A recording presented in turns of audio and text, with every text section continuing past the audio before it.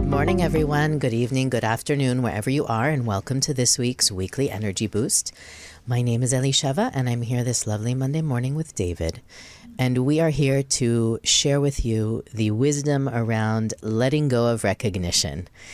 This, of course, is a great tie-in to last week's episode. If you haven't heard it, go back and listen to it, maybe even before you finish listening to this week's episode, because the two are absolutely connected.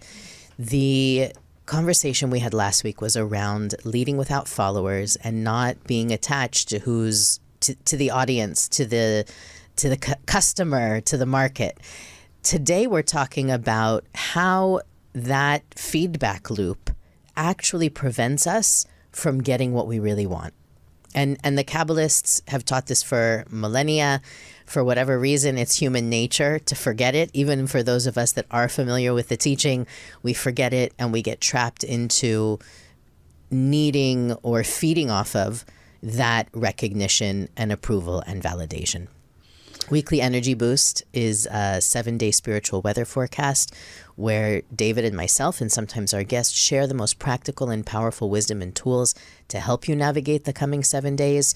We do that by looking at the wisdom of Kabbalah, the teachings of the Zohar and the Kabbalists, to find the precise, practical, and powerful nuggets to share that not only are useful this week, they're going to serve you all the time, year-round. So the main reason we're talking about this, again, is because the wisdom of the Zohar says this is really the opportunity of this week. If you're in tune with it, you're going to recognize it, you're going to see those opportunities and you'll take them. And if you're not paying attention, those opportunities may pass you by. That's why we release the episodes at the beginning of the week, so you have the best opportunity to get to it. But you could be listening to this 3 years from now and it's still relevant and valid.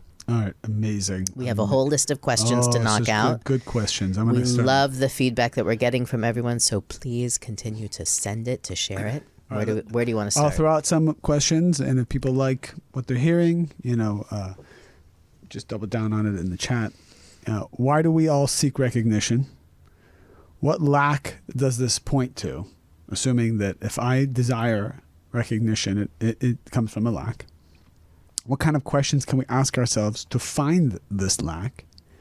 Next time we feel ourselves looking for approval, what do we do? How do we transform it into something good? It's so funny because last week we were kind of talking about how to lead. Now we're talking about what do you do when you find yourself following? Right. So I think first to understand the spiritual premise of approval and where it comes from. The mechanism. Yeah, the mechanism. And we all innately, we were born with a spark of the Creator inside of us. So we all crave to awaken this spark in a big way. We all want to be God.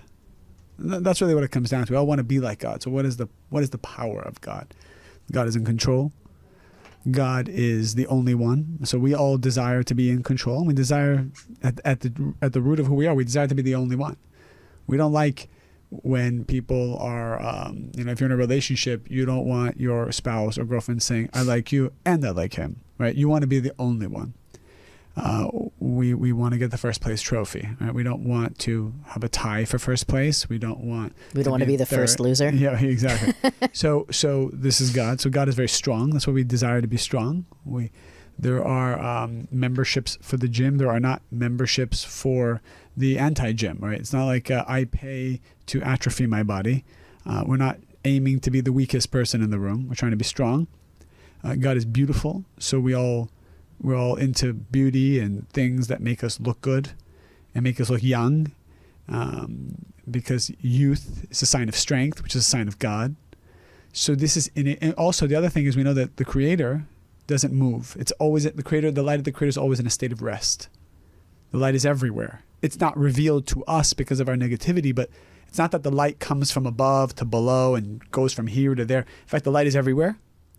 I then open the curtain up to reveal what is already there. And because the light is in a state of rest, we all desire innately to be in a state of rest. So the only reason we get up in the morning or do anything, or even do a podcast or go to work and make money, is because we aim to be eventually in a state of rest. I want to make so much money so I don't have to do anything.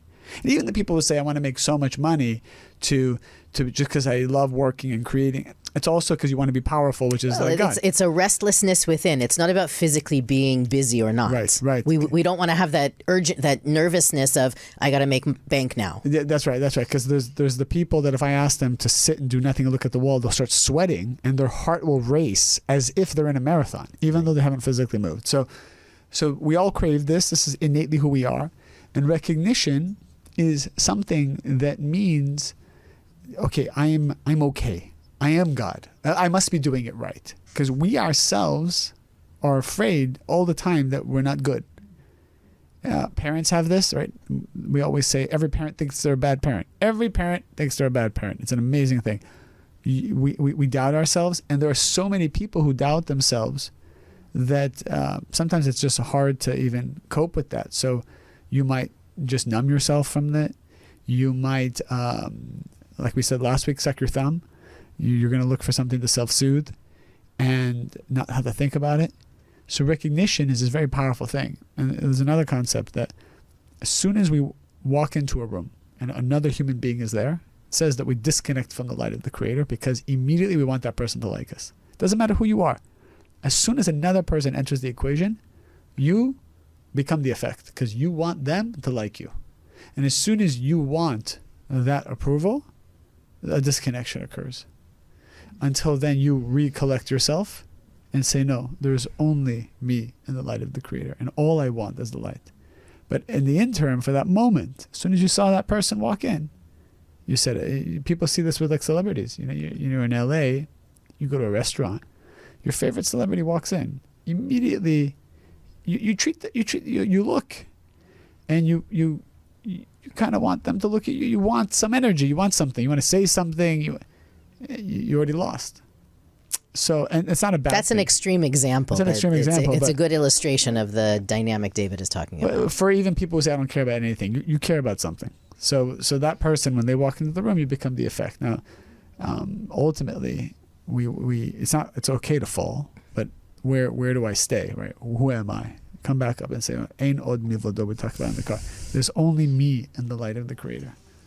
I think when this topic comes up, I think one of the biggest mind games or the biggest illusions of this reality, the physical reality, is people pleasers, right? There's people who are listening, and it's just a blanket term for a lot of us who we're listening now and we're thinking, but I don't need the recognition. I just want other people to be happy. I just want my family and friends to feel good. I just want the best for everyone around me. And that's my brand, right? That's a people-pleasing brand, that I'm only looking out for others. When really, the reason that, if we're honest with ourselves, the reason that we're so morphing into whoever our family and friends need them to be, the reason that we kind of lose ourselves in relationships, or, once we fall in love with somebody, it's like all we want to do is be the superhuman person that they think we are when we might not actually be that person.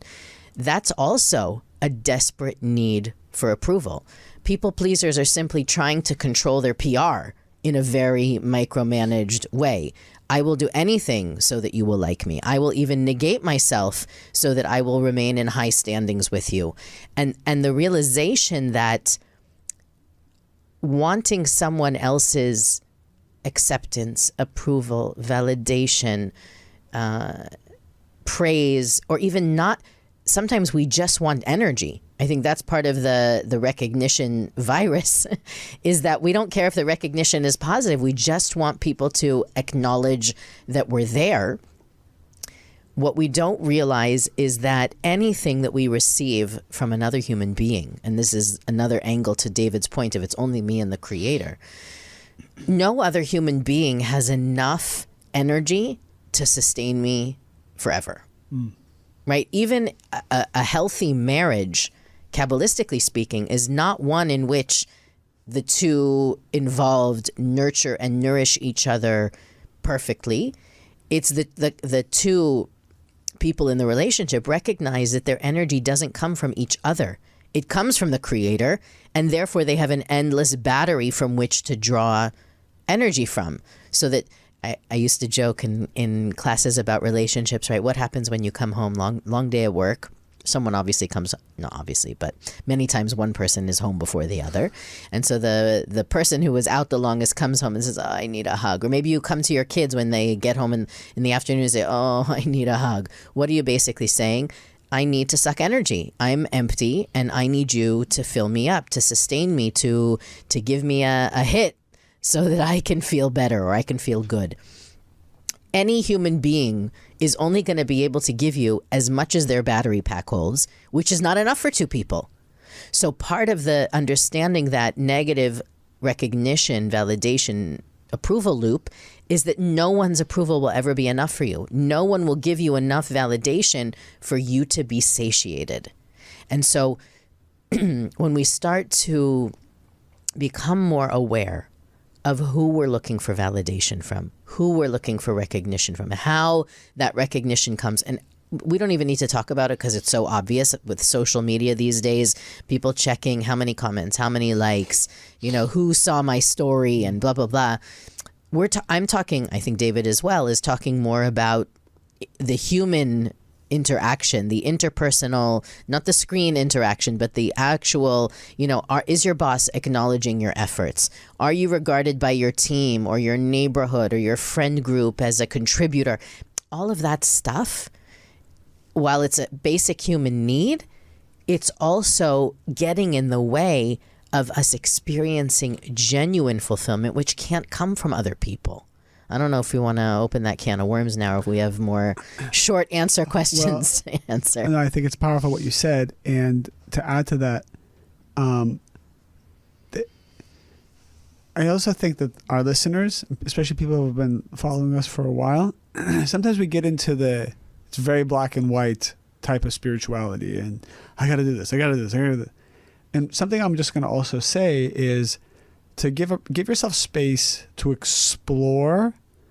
It's okay, to also fall, right? It's okay to you can't be aware. If you don't fall, you're never going to be aware of where the work is. That's right. And I think this tension we all have and this fear and this judgment about ourselves about not falling, which is something that is cultivated a lot on any spiritual path, we need to be aware of it and kind of give ourselves permission to fall by the wayside a little bit, or to examine how we feel when we fall. Many times I have students who ask me, hey, I'm doing this negative thing. What should I do?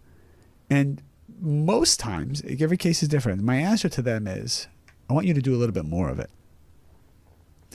And there's this deer in headlight look that I get.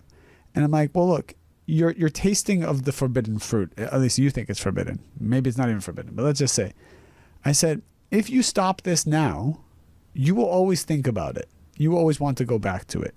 You will think that it is more powerful than whatever option I'm going to suggest to you. Why don't you fully explore it so that we never have to go back to it again if it really isn't right for you? Because what we've learned is when something is not good for someone, eventually it drains them. Eventually you get to the end of it and you're like, okay, well, I'm sure this is not what I want. And I think about us being on a spiritual path. Luckily, and I think it's a lucky thing, we had a life before that was really quite the opposite. I don't know about you, but I think you did too. Am I wrong? I had enough experience. I was tired of it already. But I explored all those things, and it left to a place of emptiness each time. But the path of spirituality and everything we're learning just was endless. So it was easy for me to look at that. But I look at some of the younger generation. I even look at our kids. And if they don't know what the dark side looks like, they're always going to be curious about it. Most. And so I tell people, as you're elevating, the best foundation is to also be okay to fall so you can experience both and remember what both feels like and then make a choice. The other problem is in this world, when a person makes a decision, but not from a place of choice, they will always go back to have to experience it again. I'll say it again. If a person goes through something without coming from a place of choice, meaning it was chosen for them, or they didn't have all the facts in front of them, or they didn't really know what they were choosing from, eventually they'll have to go back and experience it again. Why? Because we came to this world to be a co-creator and to choose to be a creator. You cannot make a choice until you see the equal measure of the dark and the light. And so this is also what's really powerful about people who are going through darkness. If you're going through a difficult time, it's the best time to be able to make a choice, because now you see the full spectrum of how bad it is, and how negative it is, and how doubtful you are, and how fearful you are. You see it. Now you can choose. Now you can choose the light of the Creator. You can't choose the light when things are great. There's nothing to choose. You're already basking in the sun. So seizing the moment of when you're in a very tough time, this is really the best time to choose the light of the Creator, as we've learned in all of our courses. You mentioned, or maybe I read into it a little too much, but one of the problems with recognition is that it's kind of like a drug. Yeah. And a lot of times you can be in a relationship, and I don't only mean in a romantic relationship, it can even be your boss you're in a relationship with, and they're not giving you the recognition you crave, so you think it's them rather than the recognition addiction. And so I think for a lot of people who are maybe in professions, to David's point, that they didn't choose, that they sort of fell into or took out of convenience, and now it's part of their identity, or you're anything that you didn't really choose. Maybe it's even a friend group that you joined by marriage kind of thing, or you're in a roommate situation, and with that comes a social life that you didn't necessarily choose, or lifestyle choices you didn't necessarily choose. To be able to recognize, I will maybe this is the hardest part of today's episode to truly digest, but it's not really the recognition that I want. I think that was David's first point. The acknowledgement, the validation is not the light of the Creator. Our essence is to seek out that stillness, that peace of mind, that sense of security, feeling safe. And it doesn't come from anything external. The hard places that we sometimes find ourselves in, like David again was saying now, is if you're in a dark place right now, it's the best place to be to choose the light. That often comes from a crushing experience of receiving something you think you want and it's not fulfilling. Landing the relationship, landing the job, getting the house, the money, the whatever it is that you thought would give you the validation or the fulfillment that you thought, you realize it's not enough. That's the proof that it's not really what we want. And I think, if the part of what we wanted to talk about today is the reality that the stillness, the peace of mind, and the genuine satisfaction we're looking for can't come from recognition, can't come from other people, can't come from external sources. And when you let go of that quest for it, that's actually when you'll start to receive the things you truly want. So this week, more than any other week of the year, perhaps, and I think the fact that this week's energy falls we're at the tail end of the month of Scorpio now, it's like it seems black and white. Like I can hear the voices in your head saying, well, what do you mean? This is exactly, I've been working toward this recognition all my life. The PhD, or if it's the degree, or the how my book is going to be received. I mean, there's so many different things. And here now we're telling you it's not really what you want. What you really want in life is light, and you just think it's going to come from physical things or people or accomplishments. It really comes from within you. You already have it. And you have to learn how to access it. That's really what we're talking about in not so many words. At the same time, as this month comes to an end, right? The Scorpio, I think the first day of the month of Sagittarius on the Kabbalistic calendar is this Friday. So we're going out of the month of Scorpio. We actually began this month with an episode about new moons and how to use this time.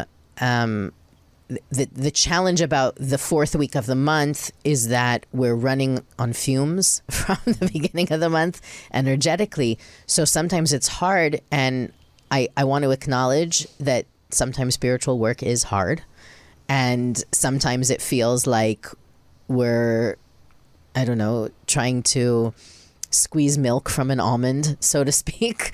But the truth is that this is where these weeks, the last week of the month, I would say, is where we really find out how much we've grown and how capable we are.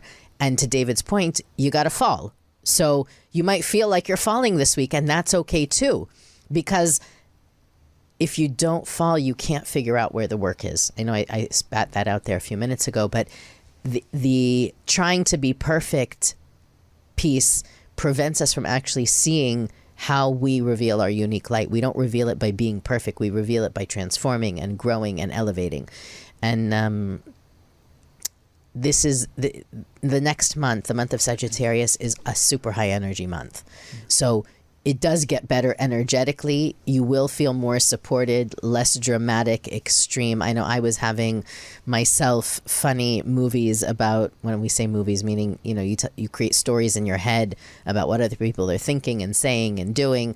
I had a few moments like that this month where I was like, wow, I thought I was better than this. You know, I caught myself in a very compassionate way, and I was like, wow, that's so 1987 of you. What are you doing? And the realization was, I can still grow. This is an area where I can still grow. And I laughed, of course, because it did seem very 5th grade or 9th grade, depending on how quickly you grew up. But it was still there. And I was like, yes, this means I can still work on it. And that's one of the gifts of knowing the different opportunities of every week and every month, is that you have a compass to drive your work. Anyway, I know that was a little bit of a digression. Well, no, that was great. And the final thing I'll add to that before we wrap up is that the only challenge also with being in a especially people who are surrounded by people who tend to give you a lot of approval. Besides just the one or two people, there are people who have thousands or millions of people, performers and artists in some cases. The problem is you get propped up artificially. So it's an artificial prop up. It's like and it's almost like if you want the economy to be good and you just infuse it with cash, so it's good. But it's an artificial prop up. It's not a self-sustaining positive economy. So when we get a lot of approval, we atrophy our own self-confidence, the real self-confidence. And what happens is, as soon as people stop giving you the recognition, it deflates your balloon. And you find when you're much older even, and this is what a midlife crisis can be, is you don't have anything. You go back to when you were like 14 years old or whenever the approval started. And that's the danger, that you're not building who you are on a soul level. Because we learn from the Zohar, every time you break a fear, every time you overcome a doubt, or every time you overcome darkness, another piece of your soul enters your body. So you only start with a small, like imagine you only start with 1% of your true soul. Because if the whole soul came down, it would be too much. We haven't earned that vessel yet. So 1% of the soul comes down, then another percent. But that only comes down from our work, our overcoming. If someone else just tells you you're great, but I didn't earn that through drawing down my soul, I'm being propped up. I'm going to get deflated soon. And then you fall right back to where you were decades ago. Yeah. It's hard. I think the most important, I know David, after we teach a class or, you know, we hear from listeners, oh, that was amazing, or that, you know, this episode or that class, oh, it was so powerful. I learned over the years to question. Like when somebody says it was amazing, I doubt how amazing it was. And when I hear nothing about it, I actually feel much better about it. Right. Like, it's not about the performance. Obviously we wouldn't be doing what we're doing if we didn't feel there was value in transmitting these messages. But I don't know. It's like sometimes you have a conversation with somebody, you have a meeting with a student, and you know they feel bad. Like they feel like, ouch. Right? I can think of a few meetings I had over the last few weeks where I know I said something that was true, that was valid, that was accurate, and the recipient didn't love it. There was either silence afterwards or, oh, wow. Like it was received, but not with open arms. And those moments are uncomfortable. Like, I don't think, I'm sure David has moments too where it's kind of like, oh, should I have done that? Or that moment of, I hope this isn't our last conversation because I was direct or honest or whatever. The real recognition or the real energy comes from looking back and saying, the old me wouldn't have done that. Right. And I can say that is a great example. I am not typically a direct person. So when I'm direct, for everybody who knows me, if I'm direct with you, know that it's really hard for me.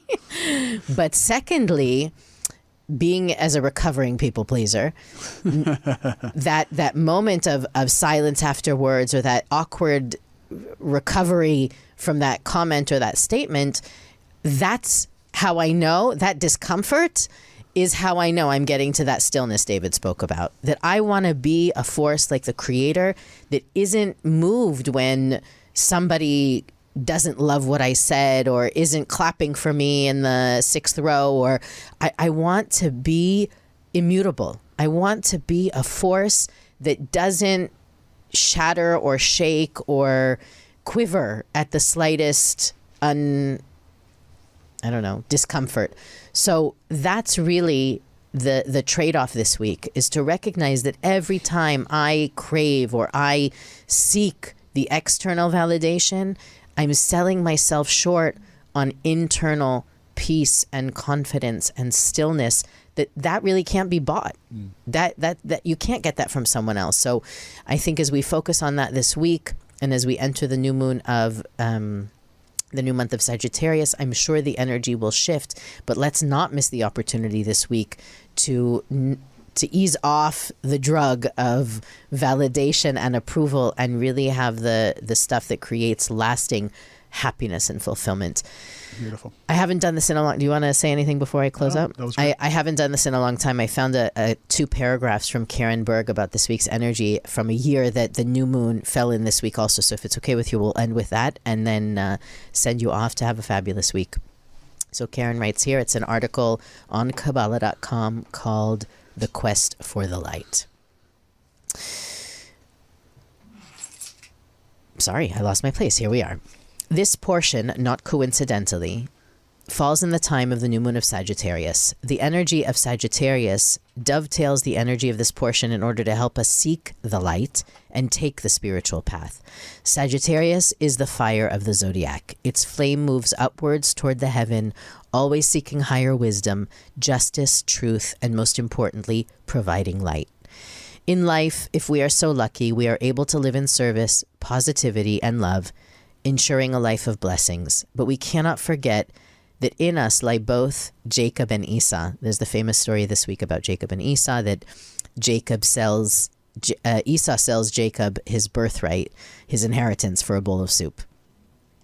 We try our best to conduct our lives with love and goodness, but the journey is a challenge. The very best of us can fall. The very best of us can make mistakes. We can make poor choices and fall into negativity, only to learn the hard way that these paths do not serve us. However, this week the Creator gives us an advantage in this quest of our soul and the light within. The light is shown on our path. We are given the needed boost and strength to choose positivity over negativity. Our quest to love our fellow man and achieve goodness in the world is given new hope. We are blessed with the ability to overcome the darkness and replace it with light. As St. Francis of Assisi said, all the darkness in this world cannot extinguish the light of a single candle. Sometimes in life we can feel discouraged, unable to release ourselves from negative behaviors and mindsets, but this week, all that can change. The quest for your very best self makes headway, and the true goodness that is you is finally revealed. This week in your meditations, imagine a single candle in a dark room. Its power is strong as it removes the darkness. Focus upon this flickering flame. It endlessly ascends upward toward the heavens. This is your nature. No matter where we find ourselves in life, we are inclined to look for the good in every situation. We believe in love and hope. We believe that the light is stronger than the darkness. The flame is each of us, always seeking for fulfillment, answers, and a union with the Creator. We are capable, just like the flame, to bring light to any situation when we act in ways of loving kindness. When we give others compassion, we ignite our inner light and darkness vanishes. This is our unique power as humans. It is simple love, care, and human dignity that leads us to our victory. It is a life devoted to revealing this divinity within that allows us to achieve the greatness that we are destined for. People who serve and share. People who are kind, giving, and strive to make the world a better place. These are the people who have chosen the light, who are able to leave this world while smiling, while everyone else is crying. Weekly Energy Boost is available on all podcast platforms, as well as Facebook, Instagram, and YouTube. You can find our website, weeklyenergyboost.com, where we have links like this that I just read from, and different opportunities and people that we think are fabulous that we want to share with our listeners. You can also go to weeklyenergyboost.com/donate-today and support Weekly Energy Boost as we reach more people, get on more platforms, and improve everything we do. Thank you for your support. Have a fabulous week, and we'll see you next time on the Weekly Energy Boost.